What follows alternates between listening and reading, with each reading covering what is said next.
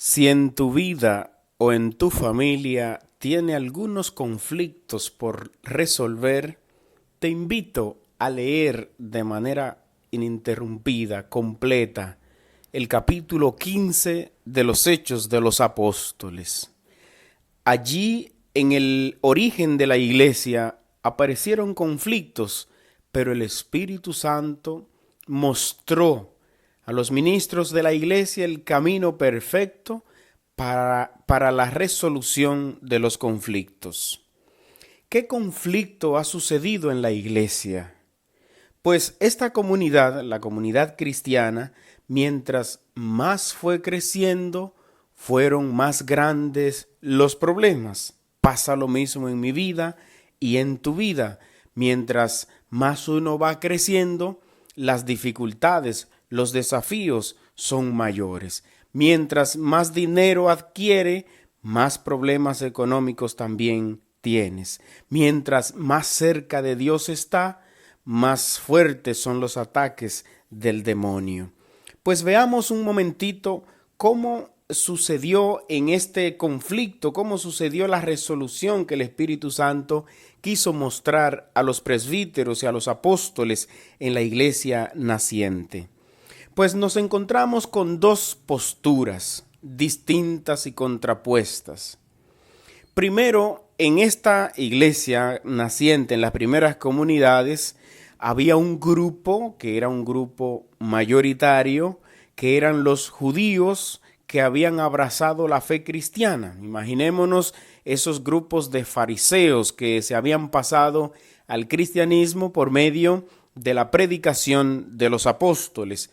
Pero estos judíos venidos al cristianismo, venían con todas sus creencias del Antiguo Testamento. Entonces ellos estaban totalmente convencidos que había que seguir guardando el sábado, que había que aferrarse a la ley de Moisés tal como se la habían enseñado sus padres, que había que circuncidarse, que habían algunas carnes que no se podían comer, etcétera, etcétera, etcétera.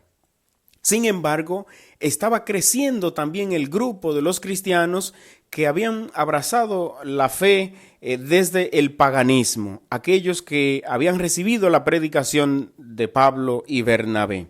Entonces, aquí se da esta contraposición. Unos que quieren perpetuar la ley de Moisés, otros que solamente dicen que hay que creer en Dios y abrazar la fe en el resucitado y con eso se salvarían. Esta dificultad llegó a tal magnitud que obligó a la iglesia a reunirse en Jerusalén. Muchos estudiosos afirman que esto ocurrió alrededor del año 50.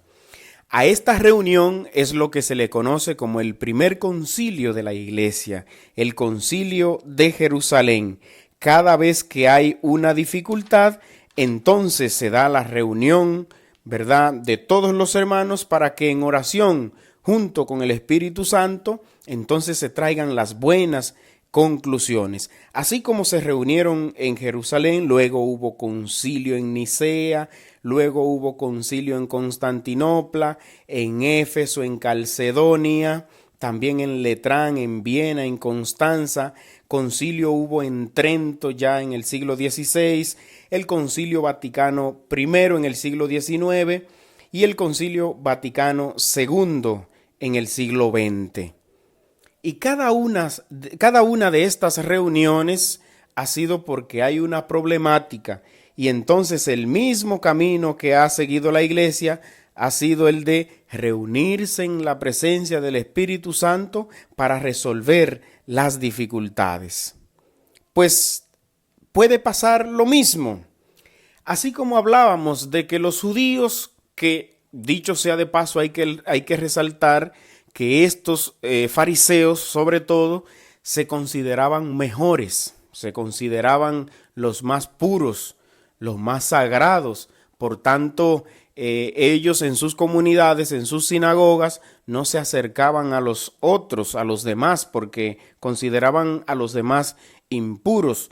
Es de pensar que luego que pasaban al cristianismo, también seguían con estos pensamientos separatistas y también estos pensamientos de que ellos eran los mejores. Pues en nuestras parroquias puede pasar lo mismo. Un grupo apostólico que se cree mejor que el otro grupo en la parroquia. Hay grupos o movimientos de la iglesia que a veces quieren secuestrar a una parroquia con todo y párroco y todo lo que haya, porque ellos se consideran también los mejores, como pasaba en el mismo momento del nacimiento de la iglesia. ¿Cuál es el camino? El camino es a la reunión. El camino es el diálogo. Entonces, los momentos de crisis, este momento de crisis en la iglesia, tiene enseñanza para nosotros.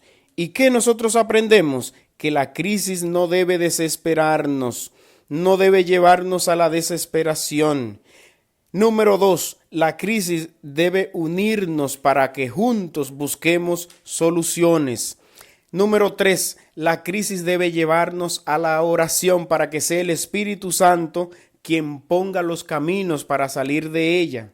Entonces, nosotros vemos que la iglesia, por eso ella es madre y maestra, porque tiene la receta que nosotros necesitamos, porque ya la iglesia desde su vasta edad, vamos a decir, ha tenido muchos conflictos, pero con el Espíritu Santo han podido resolverse los conflictos. Pues miremos a nuestros hogares. A veces en nuestras familias hay muchos conflictos, conflictos de división, conflictos de no ponerse de acuerdo, conflictos de separación, conflictos a veces de odio. Los judíos veían a Pablo y Bernabé como traidores y también los odiaban. No eran solamente conflictos ideológicos, habían también conflictos de personas. Asimismo puede pasar también en nuestras comunidades, en nuestras parroquias, en nuestros hogares. También hay conflictos. Pero si aprendemos de este capítulo 15, y por eso te invito, hermano, a que lo leas completo, el capítulo 15 de los Hechos de los Apóstoles. Por medio del Espíritu Santo podemos resolver nuestras dificultades, nuestros problemas y nuestros conflictos. Que el Señor se glorifique en ti. Amén.